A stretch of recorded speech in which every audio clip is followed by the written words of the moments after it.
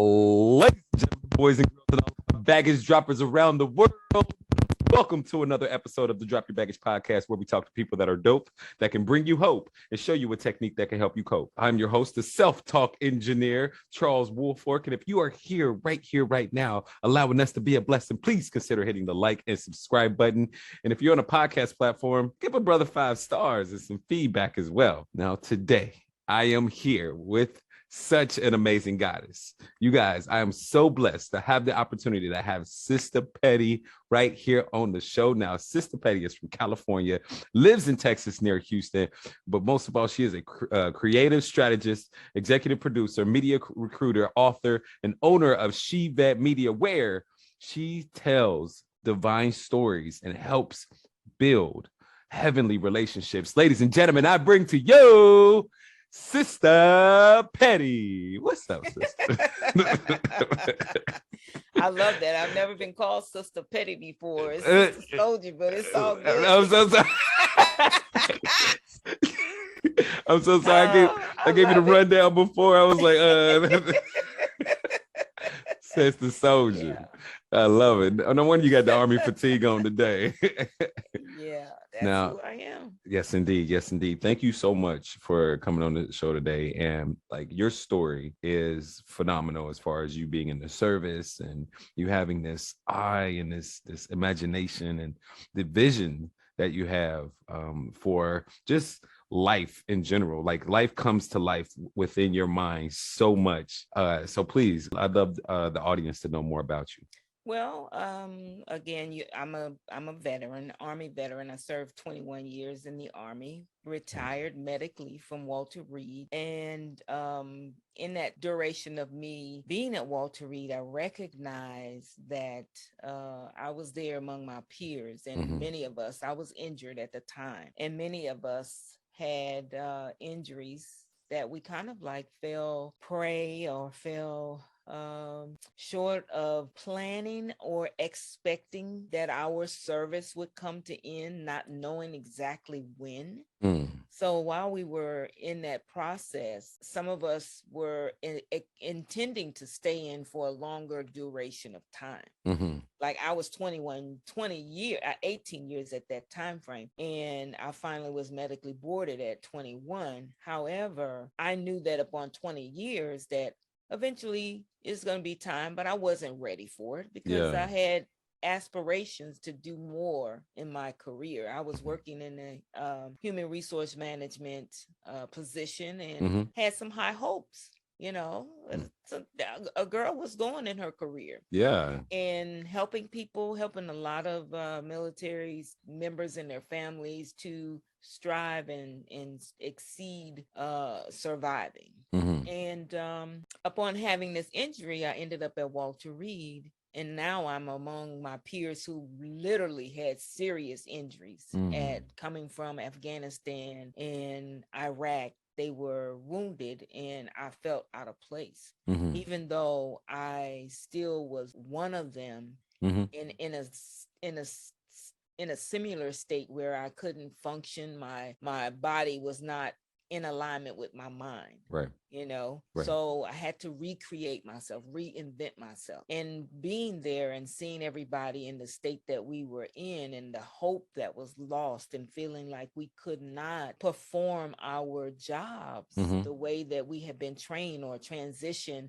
You know, when a service member goes in the military, they're expecting to leave out stronger, kind of like not so much as a superhero, but the characteristics of a superhero, meaning that they have acquired extraordinary strengths that are not normally acquired in the civilian world, which we do. I don't mean that we're trying to save everybody's day, but I'm talking about our abilities to be able to strategically do things. And these are traits that we acquire while we are active duty.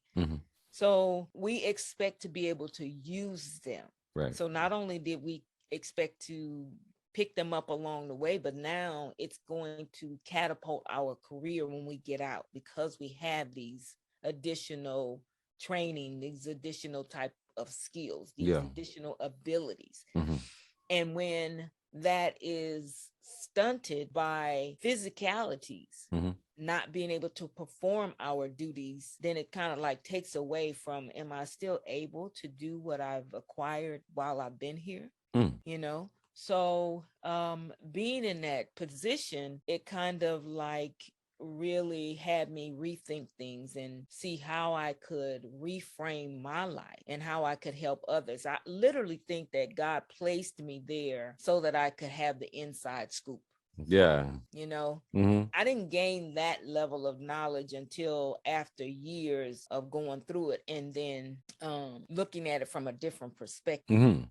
But as long as I stayed in that circumference, that circle of what happened, Mhm. it was difficult to get out of. Mhm. And the mindset had to be rearranged. I had to do some things to realize, what do I have, instead of looking at what I do not have. Right. What you did have, and Yeah, compared yeah. to what you So have right now. yeah, yeah. Mhm. No, so what instead of looking at, oh, the injury has me this way, I can't do this. Mhm. Look at, okay, so that's not possible. What is possible? Yeah. What can I do? Yeah. What do I have? Now, what brought upon that simple mindset shift that made all the difference, though? I didn't want to be a victim. Yeah. I didn't want to have that victim mentality. It wasn't getting me anywhere. Mhm. It wasn't getting me anywhere. Mhm. And then the more intuitively, I just kept getting signs that, God had it, instead of Mhm. me worrying about what's my disability rating when I get out. I put 20 years in, and Mhm. will I get credit for that, or will I walk away? There were so many rumors going around and so many threats by Mhm. people who worked there that didn't know. And at this particular moment, the government just didn't know what to do. They didn't know what to do with everybody that was returning back injured. Mhm. So we were the beginning. We were in that beginning phase Yeah. of them just trying to figure it out. Mhm. Kind of like, and then what reminded me of that same situation was when in 2008, I believe it was, Mhm. when 2008 or 2009, when the market plummeted in the housing and Yeah. everything went into disarray from Mhm. foreclosures. Mhm. Well, that was a result of them not knowing what to do. So everything was scattered. People were losing their homes and so on and so forth. And it was no different in the environment that I was in, Yeah. because they were unprepared for what could possibly happen by Mhm. sending everyone overseas. Mhm. And so they were trying to figure it out. And many of us stayed there long periods of time until they figured it out, Mhm. you know? Mhm. So I had to come up with, I had to trust God, because it was clearly out of my hands Mhm. what was happening. And I did what I could do, and had to reinvent myself. Yeah. Wow. And so when in reinventing myself, I realized that one of my passions is media. Mm. And I just need it, just kind of like all of a sudden, just not all of a sudden, but step by step, the more that I got out of the way, the Mhm. more started opening up for me.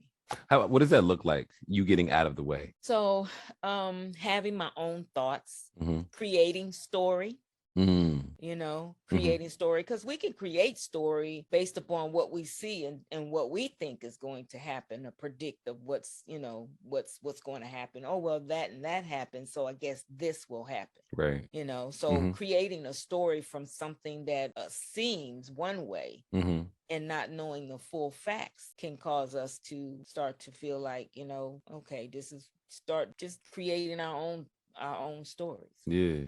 Yeah. So with you reinventing yourself, who was this new, sister soldier that you were becoming? Yeah. So the outcome of it is recognizing that my experience wasn't for me, Mhm. but that I am a vessel for it, Mm. and God wanted to use me, and He is using me for Mhm. that very purpose, to ignite, inspire, Mhm. and impact others. Mhm. So I have to get into that role. That's the role, and that's the forward movement, not the back, not my past. Mhm. Mhm. Yeah. Wow.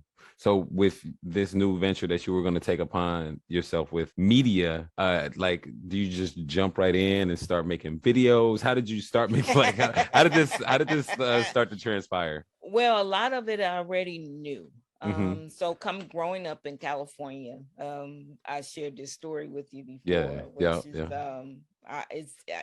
it just is to my heart. Mm-hmm. While in high school, I Mm-hmm. created a camera out of cardboard. Yeah. And this camera, we had to put film in it, regular Kodak film, and Mm-hmm. then we also had to develop it. And when I developed it, I recognized it just was like a miracle to me that something could be made out of cardboard, not metal, not wood, cardboard, a piece of tape, a couple of holes, and some film in there, and Yeah. it literally would work. Yeah. And it prompted me to carry a camera with me everywhere that I go. Mm-hmm. So one of my passions of taking films and filming and photography was just it just kind of grew on me. Mm-hmm. And so everyone in my unit, whenever they we had an event, I was the one taking the pictures, the photos, and I just thought it was a hobby. Yeah. You know, Mm-hmm. I looked at it as a hobby. It was a way for me to relieve, you know, just to be able to self-express. Mm. It was my expression. Nobody could say what I saw in my eyes or Mm-mm. whatever what I was capturing.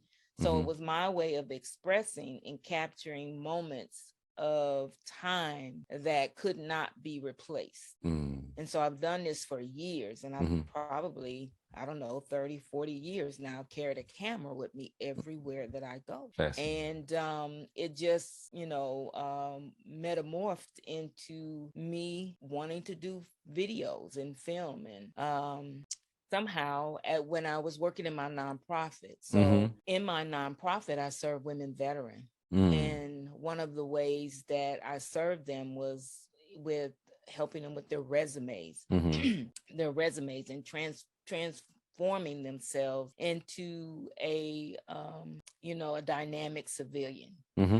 And so we put on several events that helped them to prepare their resumes and do mock interviews and things of that nature. Yeah. And there was one point, because everything was new Mm-hmm. again, this is the Mm-hmm. beginning of the real big shift when people were returning home from Afghanistan and Iraq. Mm-hmm. um, a lot of the women weren't coming out. They weren't coming out. They didn't feel like they were comfortable enough to be around others. Mm. Some would come out and Mm-hmm. others would not. Mm-hmm. But I knew that I had a service that they needed and Right. that they could use, and that the more, from my own experience, the Mm-hmm. more that we gather around others, the more we would come out of that shell. Yeah. So how could I convince them that there's more outside your front door? And then it just dawned on me, well, if you're not coming to me, I'm coming to you. I'm coming to get you one way or the other. I am coming to you. Yeah, I know that's And right. yeah, And so one day at church, I was talking to one of my friends, and she said, I just became a producer. And I think, because I was thinking, "Nah, I'm going to do something like YouTube." Mm-hmm. And I was fine with YouTube, but God said, no, YouTube is not it. Mm-hmm. So we began conversating. And the next thing I knew, we submitted my idea to the television station, and they said yes. Yeah. And so we went in and we started filming, and we've been around. So we started filming. The process started around 2014. Wow. And then we went into the studios in 2015. Mm-hmm.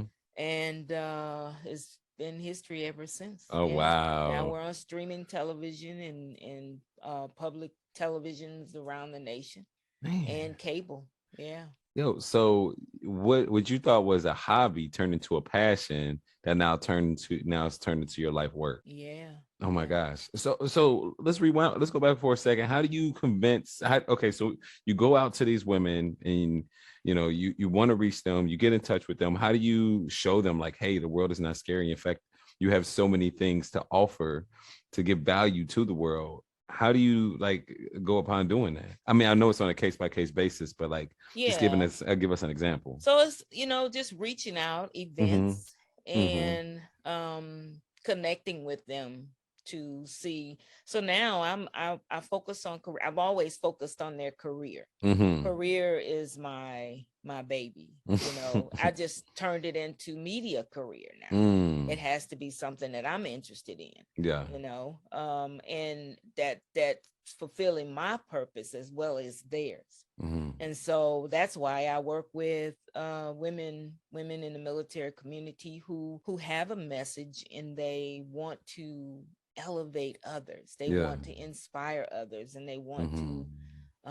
to cause great impact. Mm-hmm. And I love helping to teach them how to do that, because the work that we do is not about us. Mm-hmm. It's not about us. Yeah.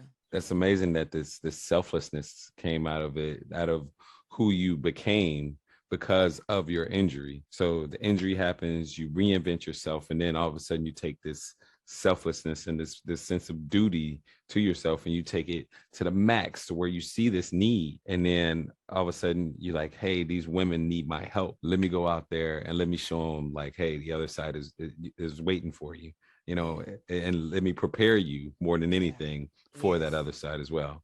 Yeah. That's beautiful. Yeah. The what is your favorite part of making like a film, or you've made documentaries as well? So like, what is your favorite part of it? So my favorite part Yeah.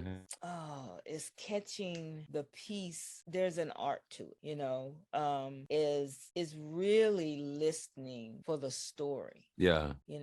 and the lives that are changed behind it. I Mm-hmm. know that when I'm behind the camera, that I am creating a space for someone to literally feel comfortable sharing their story. Mm. I want them to feel heard. I want Mm-hmm. them to feel like they're seen, because they are. That's the space that I'm creating. Mm-hmm. I'm creating the space that let them know that your voice is important, Mm-hmm. because I know what it feels like to not feel like you're important, not feel like your voice is heard, Mm-hmm. and that's the piece that I really love, is just letting them get totally comfortable to whereas they feel comfortable enough to share with me. Yeah. When I produced the documentary of the audacity to win, not the audacity to win, I can't think of the name of it right now, but when I created the documentary, Mm-hmm. what it showed to me was that I could be trusted, Mm. and so for someone to trust me in sharing their story, that is like huge. That's Mm. my favorite piece right there. Yeah. The To this trust me that I'm going to protect what they are saying Yeah. and not mean harm, and bring. So when and I didn't say that I ended up going to media school. So that was the next thing that I did. I literally went to media school and honed my craft. Mm. Yeah. Which media school? I went to the New School in New York. That's what it's called. Yeah, it's That called the New is, School. It's one of I the love top it. schools in the country. They have Yeah. schools all in Paris and Mm-hmm. New York and London. They're just all over the world. Mm, Yeah. lady from the Yeah. old school going to the new school. I Yes. love Yeah. it. Yeah. Hey, so how is that transition going from out of, like, being out of the service, being not removed from the military to now going into school? How was that? Well, I've always been a learner. Uh-huh. So me going to school is nothing new. I'm constantly reviving myself. Mm-hmm. Mm-hmm. There's, it's an ongoing thing, Mm-hmm. because of the profession that I'm in media and technology. I can't sit and just, how fast technology changes. So I have to be on it. Yeah. I need to be in it. I need to know how to operate it. I need to know how to play that gadget. Mm-hmm. I need to know that language. And so I'm constantly I'm a vivid learner. I'll never stop learning. Yeah. So going back to school was just like It was, you're like it home. was an adjustment, Mm-hmm. because your schedule, you always have to kind of fit in your schedule or whatever, and the classes and things like that. But Mm-hmm. being it was something that I wanted, and I knew that my future depend on it, Mm-hmm. that I needed to keep going, and it was fun. Mm. It was the type of school that really allowed my creativity to come out and start to bloom. Yeah. Yeah. That's beautiful. So like you go back to school, you hone your craft, you're starting to make these films, and right back to selflessness though, sister. Yeah. Right back to Yes. selflessness. I'd ask you what's your favorite part about making the film, and you went right away to serving somebody else. The gaining that relationship with somebody so they could trust you enough to be like vulnerable, to be open, to be transparent about their story. So maybe potentially other people that are laymen in storytelling or other people that don't see what you see can have a Yeah. glimpse of it. You know what I mean? Just through how they are telling what they how the people that the documentary is about can tell things from their point of view, their perspective. Yeah. Wow. Wow. Truly about service. Yeah. Yeah, through and through. Even like with the career in the military, service everywhere. It's, I mean, that's who I am. I've come to learn that that's the part of my makeup. Yeah. That's what I thrive on. I guess God has just designed me to serve, Yeah. you know. Yeah. And great thing that you saw yourself as that vessel, you know what I mean? Like after you got injured, because you weren't just a vessel that was there for like the army, but you're a vessel for everyone. And that expansion is huge. Yeah. So tell us about like Shevet Media and like how that came together. Was it that with your friend who said, "Hey, let's start going to these TV stations. Let's forget YouTube and let's start going to the TV stations," or what? Well, so it came a point where I became my own producer. Mm-hmm. And so so my show fell under Shevet Inc. Mm-hmm. all along. That was the umbrella of my company, Mm-hmm. Shevet Inc. Mm-hmm. And from there, when after I created Shevet Inspires, I knew that it needed to fall under a media company. Mm. So, well, here we are. Because it's not going to stop here. Media is my baby. I just love it. Yeah. So then we have Shevet Talks, and that is the Mm-hmm. podcast that we produce. And then now Shevet Works, whereas there's the podcast and then there's the television show. Mm-hmm. And the television show, actually, you have to have someone to work on it, right? Mm-hmm. So, and to train. So, out of apprenticeship and things of those nature, then Wow. employment comes from there. Because I not only want to minister to them through the Mm-hmm. television, but I Mm-hmm. want to equip them and empower them to be able to go out and earn sustainable living that is going to help them be beyond. So really more than sustain, but to thrive in the economy Yes. Yes. and to earn a exceptional living, Mm-hmm. and using their gifts and using their talents, their abilities. For people who think that they can't work their normal job Mm-hmm. physically, Mm-hmm. there is something. So we have project management training in the military. Wow. Yeah. We were all taught how to lead and how to structure things, how to complete a project, and we're Mm-hmm. given the tools to do it. Mm-hmm. But we are not familiar with the terminology. And so when someone speaks project management, we sometimes can't put the two and two together, Mm-hmm. but it's pretty much the same thing. Yeah. So I, in the same perspective that I reinvented myself, Mm-hmm. I looked at what's the common denominator that all of us have, Mm. and that is the project management skills. So I Mm-hmm. train women in the military to take their project management skills to either become a freelancer, Mm-hmm. creating creative work. They can be creative project managers, product managers, and you know content creators. Create the videos, create the podcast, manage it for other people, and become a contractor, Wow. empowering them to do something on their own so they're not dependent upon others. Yo, so not only do you help these women as far as like making, or I'm sorry, creating resumes and establishing different skills that they'll need for the outside world, but also you're employing some of them as Yeah. well. Oh Yeah. my gosh. Yeah. I mean, and now you have this she-vet empire that just has this station, this one, and all these different areas in which you become proficient at, and you're utilizing your skills from the military in order to not only, of course, help you and your empire, but also help others build their wealth from the skills that they have as well, or that they will not that they just have, but also the ones that they'll acquire by being under your guidance. Yeah. Yeah. That is beautiful. Yeah.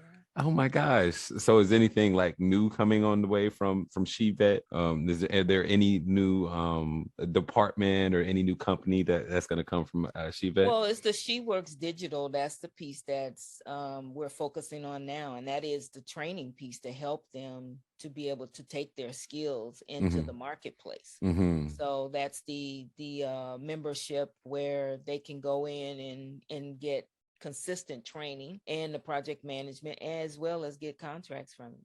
That's Yeah. beautiful. Yeah. The so with the She Vet podcast, please, Mhm. I would love for you to do a shameless plug. Tell us what it's about. So She Vet Talks is we talk to people in the community Mm-hmm. that are doing relatable things. We talk to creatives because, of course, we're focusing on creative lifestyles. So Mm-hmm. people who are in the entertainment industry who have advice or things that they can kind of share with their career, Mm-hmm. how they did what they did, overcome. Mm-hmm. We're talking about those things. We're talking about wellness, leadership, and fun things, the creative stuff, Yeah.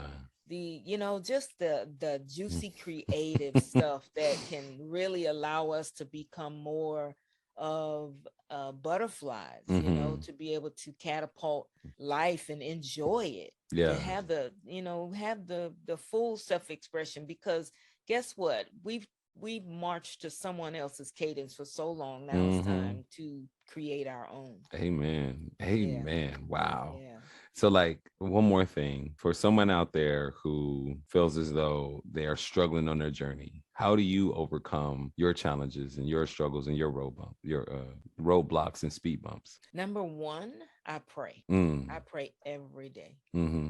every day, and I meditate, you know, Yeah. um, getting myself in alignment with the day, just quiet time. Mm-hmm. And just me and God having a conversation. Sometimes when the weather is right, sometimes I'll just take a stroll on the beach, and maybe everybody's not able to do that, but Mm-hmm. find that place that is that serene, and that brings that sovereignty Yeah. to you, Yeah. that you can find that peace. I don't care if it's in the closet, I know or that's in the car. Maybe you have to get out and go drive and mm. walk around the park or the subdivision for a little while, just so that you can have a peace of mind and get downloads. Yeah. So Yeah. to me, that's the key. And just always self developing, coaching. I have several mentors right Mm-hmm. now. I'm in several coaching programs that I've won the Bell Ringer Award, and it's applying myself. She Yeah. Vet Inspires. We won the Ringer Award, and that to me really inspired me to do more. What is the And Bell Ringer so Award the though? Bell Ringer Award comes under Marcus Bell. It's a program for impactors, and Oh. it's a yeah, people who want to cause great impact in the world, Yeah. and are looking to improve humanity. you know Congratulations. yeah, Heck yeah. yeah. So it's a powerful network. And yeah, so I just continue to apply myself in that, Mm-hmm. and growing. You have to get out of the old things so that you can experience the new. Yes, ma'am. 100%. And Yeah. speaking of new things, you're about to have a new experience right now on the Drop Your Baggage podcast. The segue. Because right here, we talk to people that are dope, that can bring you hope and show you a technique that can help you cope. And that technique is the mental and emotional release process. It's a neuro linguistic programming technique. It's a simple guided meditation. Now, I'm going to speak to the audience real quick. Now, for anyone out there that has something that has been weighing heavy on their heart for however long, whether it be years or decades, please go to charleswoolfork.com. For anyone that feels as though that they're getting in their own way and they're ready to step out of their own way and step up to their full potential, please go to charleswoolfork.com. And for anyone that just feels as though they can't get rid of the negative conversation in their minds, please go to charleswoolfork.com. And there's a form on the front page. Go ahead and fill out that form and make an appointment with me so we can go ahead and get rid of any triggers or any baggage or any limiting beliefs or negative emotions that you have. And I can't wait to be a blessing. And also, sister, I can't wait to be a blessing to you as well. Because today we are going to be getting rid of this limiting belief that I'm not good enough. Now, I am an expert on that limiting belief since I never met my father before. You know, he left before I was born. So I always had that negative conversation in my mind.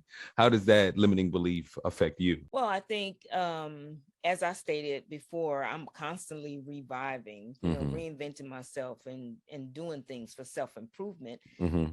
And then there sometimes seems to be remnants, Yeah. remnants of why we don't take action Yeah. on things immediately. Mm-hmm.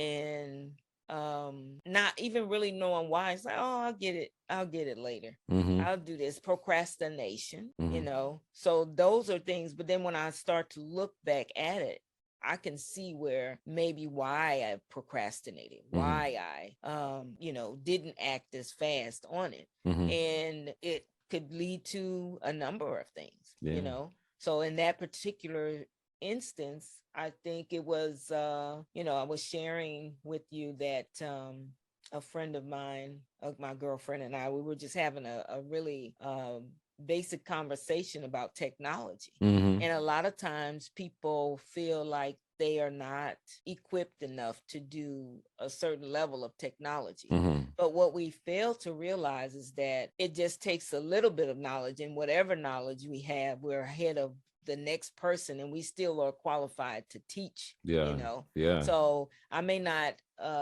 be totally clear on NFTs or something like that. All that, I'm aware of it and I'm dibbing and dabbling. But then there are some things that is like, ooh, I need to dig into that a little more so I can understand it. Mm-hmm. And so if someone was to ask me about NFTs at this point, I would feel totally inadequate to share with them, even though I do know a good bit of information, but because I feel like that's not enough.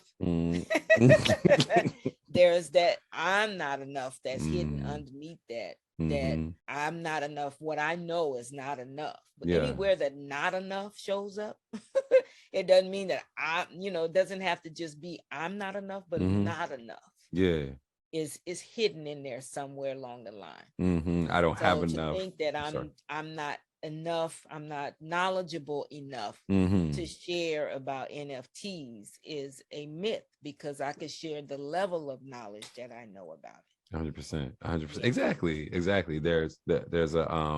There's a value that we bring to anything that we have any type of knowledge about. We can bring that value no matter what. Like you said earlier, you only have to be so many steps ahead of someone else in order to teach them.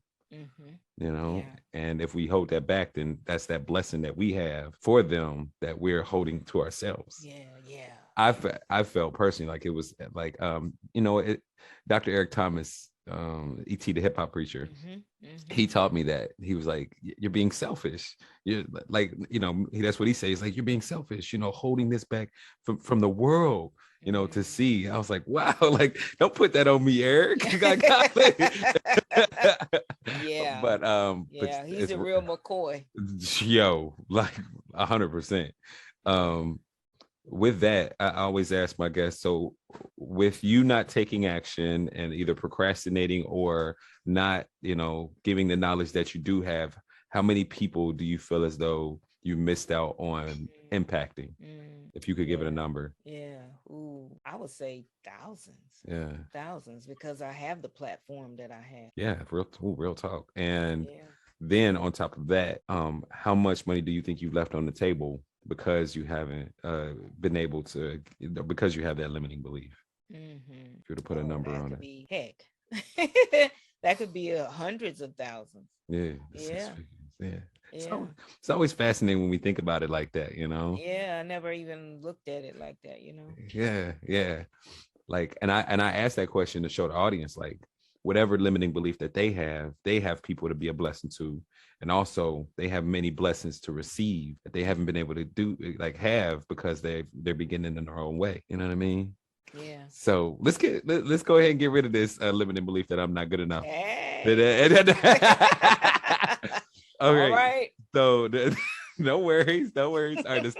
So this is a simple guided meditation. There's three things that you need to do to have a profound experience. We went over them before. Number one, you need to use your imagination. Number two, easy, of course, super easy. Number two is to follow directions, just like you follow a good recipe or Google Maps. Plus, you know, you used to be in the military, so I'm sure that's easy for you as well. Yeah. And number three is to trust the process. Know that I'm your guide and I'll be leading you through this easily and effortlessly. And I come from a place of love and high vibrations. Okay.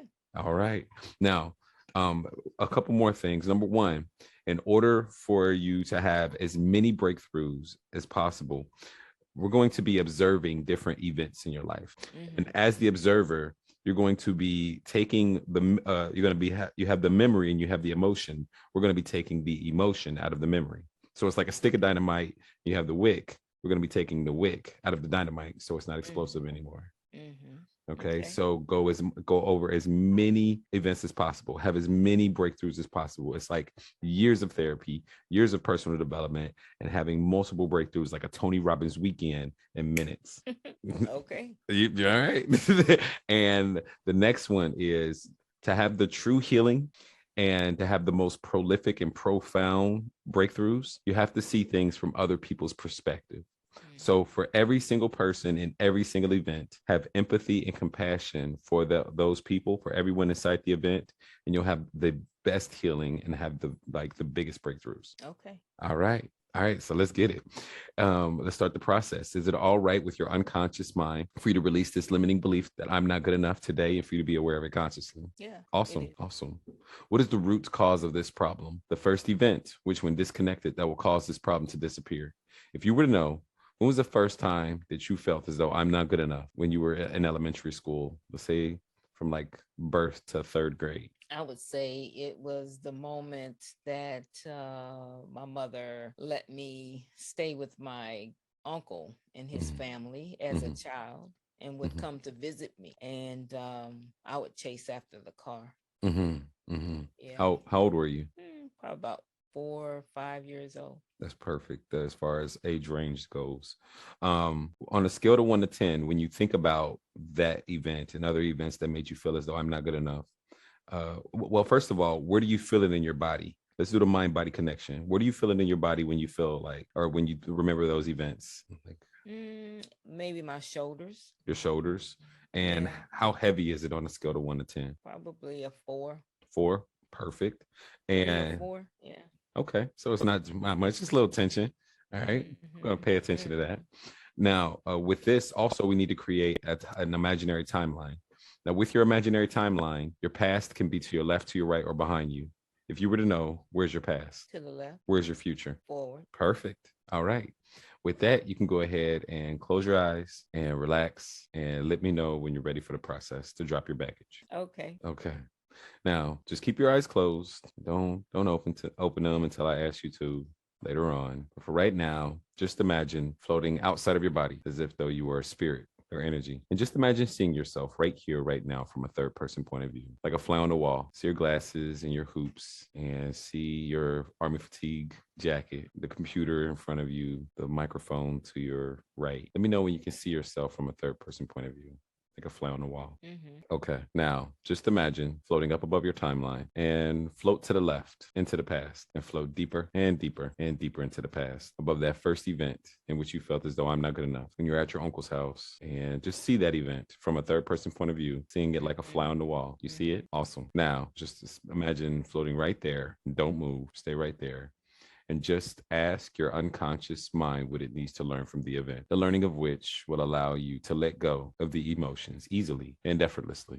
Your unconscious mind can preserve the learnings so that if you need them in the future, they'll be there. Just tell your unconscious mind to preserve the learnings. This is an exercise of forgiveness and acceptance, forgiveness for yourself and others, and acceptance of yourself and others. Who do you have to forgive? What do you have to accept? Who do you have to accept? And as you see that event like a fly on the wall, remember to have compassion and empathy and see from the perspective of everyone inside the event. And as you do so, focus your attention upon how you're a survivor. Hurt people. We're all doing the best that we can with the resources and consciousness that we have. We can't control anyone else's actions, but we can control our response. We can grow stronger and wiser and learn from other people's actions and mistakes. Other people's actions have nothing to do with you. It's only a reflection of their baggage and whatever they're going through at the time. And we're better people than we were when those events occurred. You're a better person than you were when those events occurred. What is something positive and empowering you can tell yourself as a little girl and your mom and your uncle and everyone else involved in the event with the consciousness that you have today that will allow the emotions to evaporate like water on the concrete on a hot summer day? And as you preserve these learnings, the emotions are starting to dissipate more and more until they're all gone. Just let me know when they're all gone.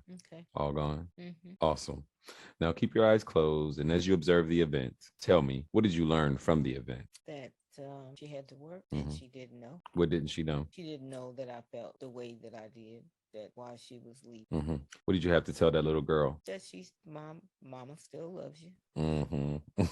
Still loves you. She has to take care of some. Doesn't have anybody to watch me while she's at work. My brother and my sister was in school. She needed someone to care for. Amen.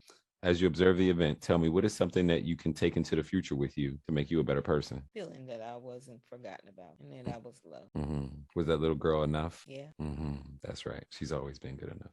Perfect. Now, just imagine floating up above your timeline and floating to the left into the past and float deeper and deeper and deeper into the past. Above the dinosaurs. Float above the dinosaurs. Let me know when you're above the dinosaurs during the prehistoric age. Okay. Now, as you're above the dinosaurs, just imagine floating into space. Float deeper and deeper and deeper into space to where space and the atmosphere connects. And imagine your timeline is the size of a fingernail. Let me know when you're there. Okay. Now, just imagine floating there in space, weightless, and ask yourself, now, where are the emotions? Tell me, are they there or have they disappeared? Now. No, I don't feel it. Awesome. Now, just imagine, floating down inside the event, seeing through your own eyes as a little girl. Check on that limiting belief. Tell me, is it there or has it disappeared?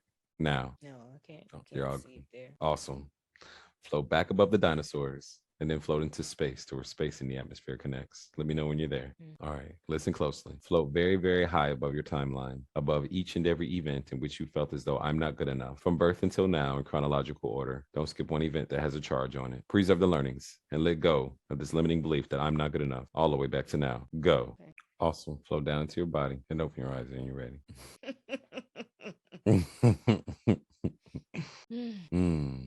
Okay. Welcome back. Oh, yeah. That's some good stuff right there. Yeah. I'm going to let you sit in that for a second. Let you land. What are you feeling? Feels a little light, serene. Yeah. Some good, like, it's, I remember the first time that I went through it, I was shocked.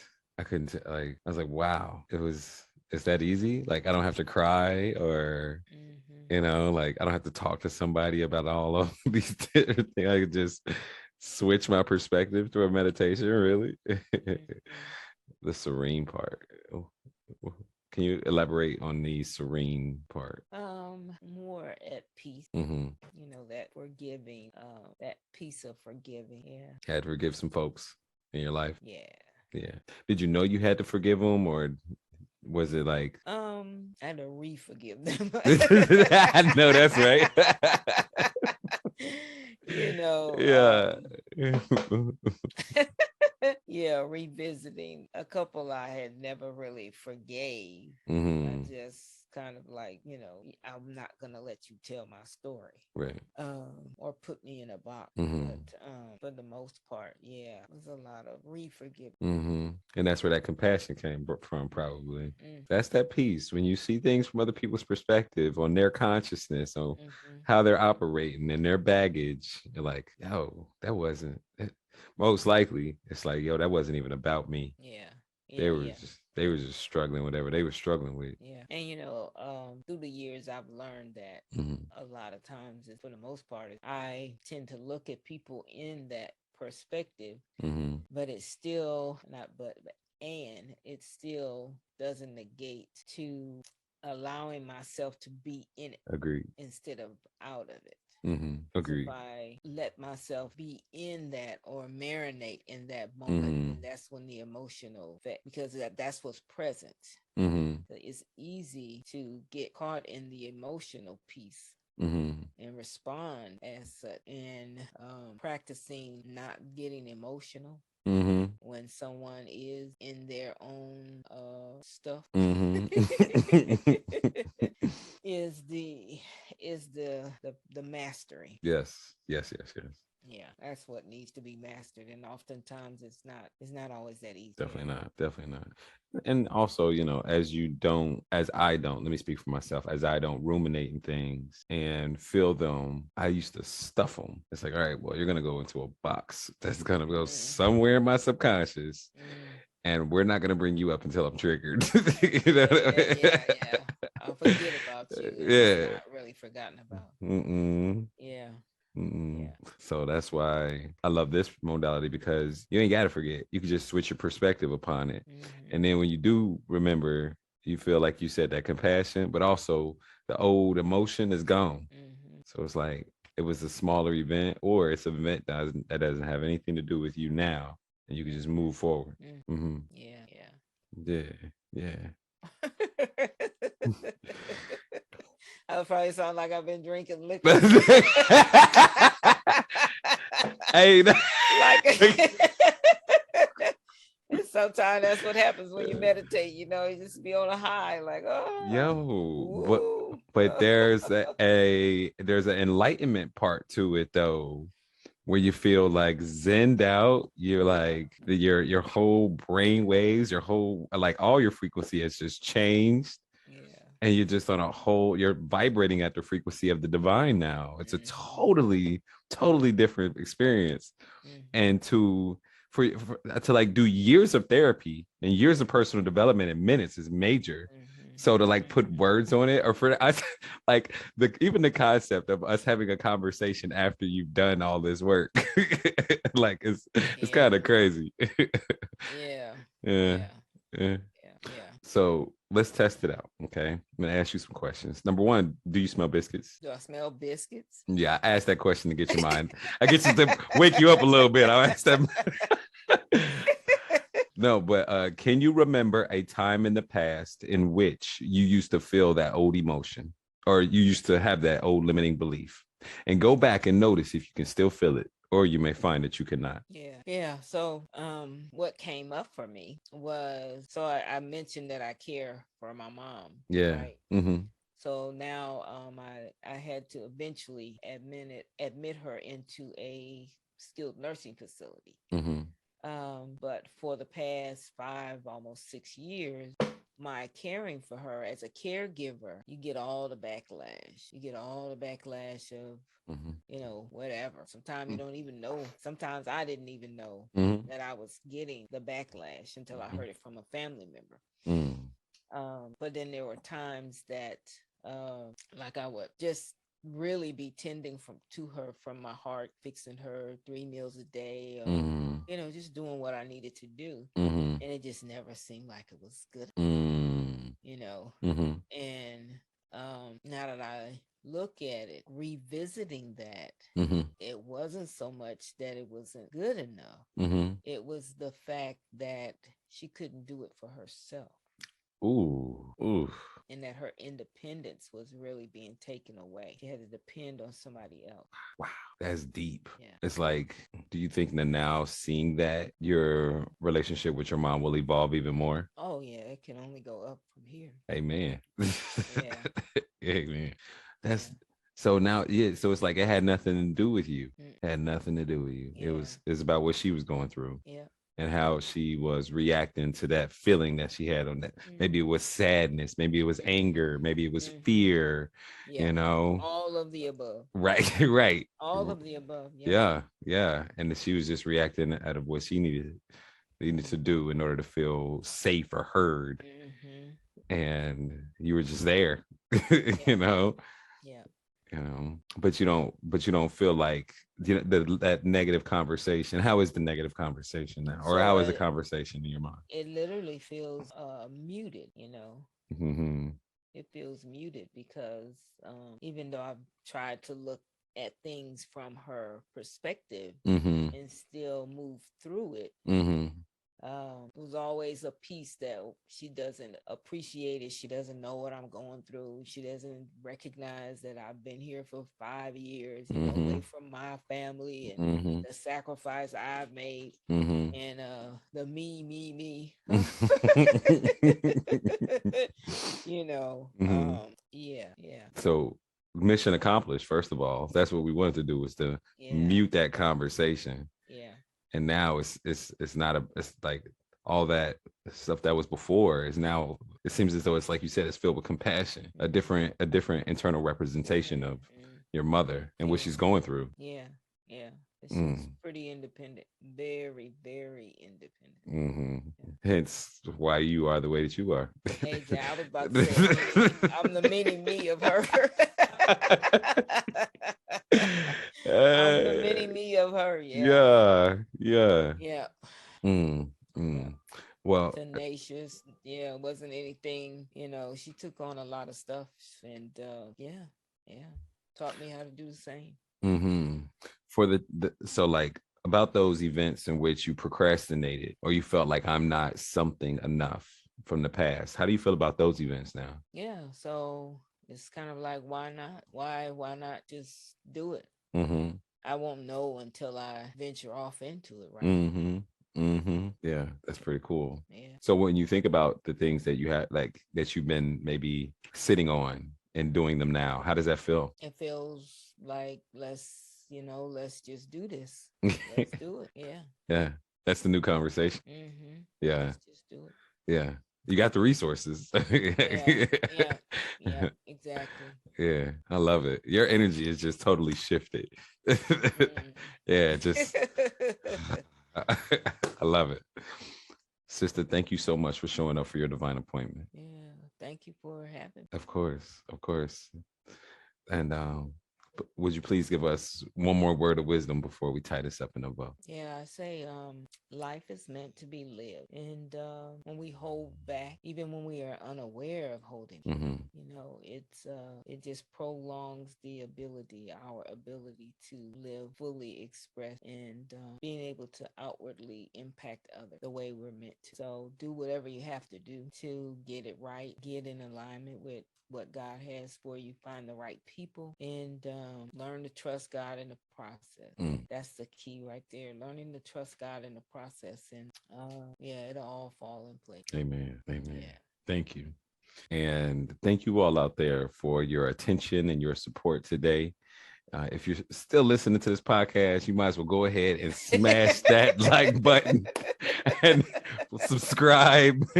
And if you're on a podcast platform, give a brother 5 stars and some feedback as well. And right here on the Drop Your Baggage podcast, where we talk to people that are dope, that can bring you hope and show you a technique that can help you cope. I'm your host, the self-talk engineer, Charles Woolfork, with my special guest, Sistah Soldier, Petty. And, and with that, ladies and gentlemen, please go ahead, take care of yourself and take care of one another. Peace.